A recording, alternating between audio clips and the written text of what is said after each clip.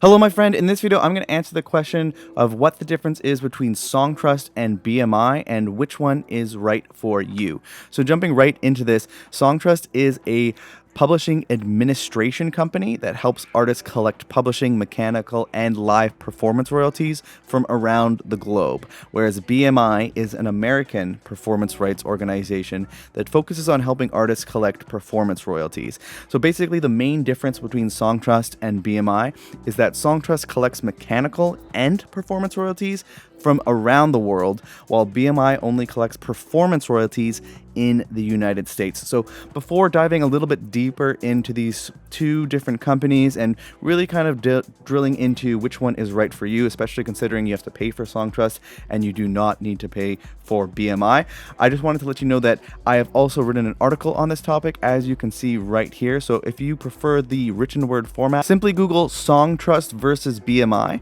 and you will be able to find the article right here at the second top result or whatever underneath the ad. Anyways, getting right back into things, answering the question, do you need Songtrust and BMI or just one or the other and all that kind of stuff? So only performance rights organizations like BMI, which stands for Broadcast Music Incorporated, can collect and distribute performance royalties to songwriters. However, Songtrust can collect these royalties on behalf of songwriters from the performance rights organizations and even help songwriters register directly to performance rights organizations right from their Songtrust account. So basically what this means is there are several performance rights organizations around the world. BMI is an example of one that is in the United States. However, there is an equivalent in Canada. There's one called SOCAN, and there's also one in Europe and all across the world. So essentially, you can go ahead and sign up to each and every single one of these, but you're going to have to maintain your catalog across all of them and upload your music to each one and keep all that up to date and collect money from all of them. Whereas with Songtrust, you can just sign up for Songtrust. It does cost a little bit, and I will actually get into a discount of how you can save on it later if it makes sense for you to sign up for it. But you sign up for Songtrust, one-time fee, and then from there, Songtrust will sign up for all of these different performance rights organizations around the world. As new ones are added and taken away and all that stuff, they'll sign up for them and collect the money for you. And in addition to that, a lot of these things like BMI, they are only collecting the performance royalties, and there's also mechanical royalties on the table as well. So we'll get into that in a little bit as well. So as I mentioned earlier in the video, the key difference between Songtrust and BMI is that Songtrust collects performance and mechanical royalties from publishing rights organizations from around the world. So in addition to managing your music catalog with BMI, or your performance rights organization of choice, and collecting your performance royalties from them, Songtrust can also increase your income by collecting global performance royalties and mechanical royalties. So Songtrust is quite flexible with how all this works. So if you're already registered with BMI or any other performance rights organization, you're free to choose to have Songtrust manage part of your music catalog and leave the rest to be done by that performance rights organization. So if you're not yet registered, Songtrust can take cover of that, and in that fee to sign up for Songtrust, they'll actually cover any fees for any of the performance rights organizations. So in short, a local performance rights organization like BMI is needed to collect your performance royalties, whereas a company like Songtrust is handy to make sure you're collecting all the different royalties owed to you. So a little bit on this topic, right? Whenever your music is streamed, it's basically broken into two categories. One is like kind of the streaming royalties. That's what Spotify will pay your music distributor, and then you get paid that amount of money. But also in addition to that, there's a fork in that called music publishing royalties. And within music publishing royalties, there are mechanical royalties and there's performance royalties. So performance is obviously if you play the music in at a concert, but also performance would be like if your music is being played through speakers in a public setting, say at a bar or anything like that. You're owed a performance right royalty, and that's what something like BMI would do, but BMI only collects it for royalties that are collected in the States for the most part. In addition to that, there's something called a mechanical royalty, and what that is essentially any time that your music is reproduced, you get paid a mechanical royalty. And the interesting thing about that is with streaming in particular, and that's probably the reason that you're watching this, is to figure out if you should sign up for any of these things to collect more money from your streaming royalties.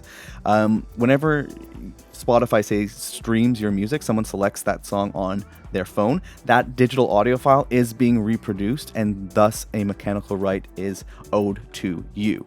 So you may be wondering, How am I handling all this? So personally, I am directly registered with SOCAN, which is the Canadian Performance Rights Organization, and the society that represents my catalog in the US is BMI through SOCAN.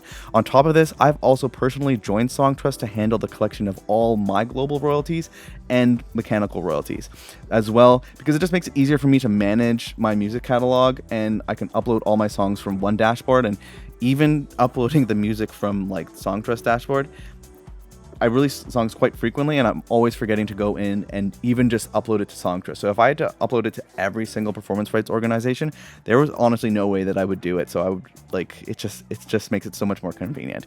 So I think the Songtrust essentially makes sense for my personal situation, because the music I make under the Best Friends Club name makes tens of thousands of streams per month from all around the world, and it would be simply too much work for me to personally sign up for all of these performance rights organizations around the world, register all my songs with each, and figure out how to collect mechanical rights, royalties, and all that kind of stuff. So really the thing here is that when you compare Songtrust to ASCAP and Songtrust to SESAC and SOCAN and all these other organizations, it's kind of the same thing, where Songtrust collects all the royalties, and these will collect a portion of the royalties from a specific location in the world.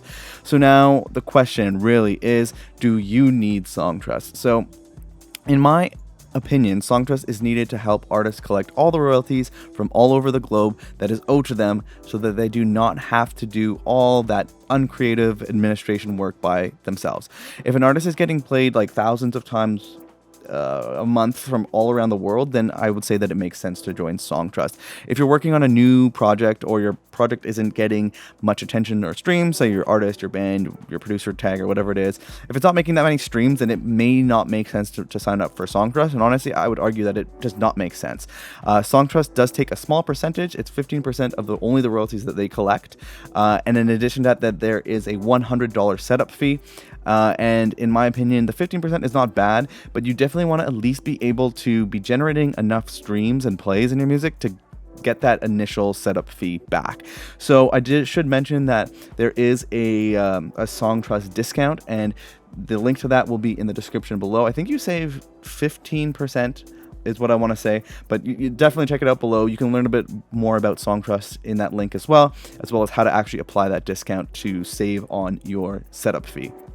So essentially, I would consider joining Songtrust if your music is being played all around the world, your music is being played thousands of times per month, you do not want to sign up and deal with performance rights organizations all around the world, you do not want to or can't sign a traditional publishing deal or create your own publishing company to do all this kind of stuff, and if you just simply prefer a simple way to collect all your music publishing royalties and feel confident you aren't leaving any money on the table.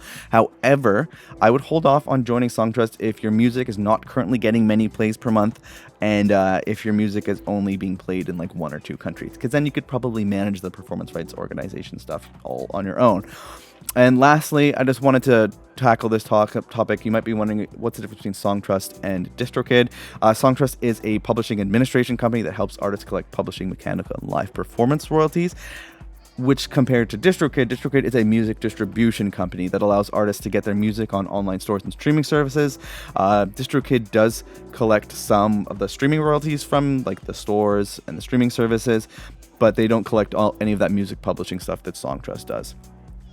So hopefully you found this video useful. If you did, make sure you like and subscribe and all that good stuff. And other than that, good luck on your next release, and good luck on figuring out how to get all the money owed to you. Again, there is a link in the description to save on Songtrust when you sign up for it. And other than that, good luck on your next release, and I will see you in the next video, my friend. Have a good one.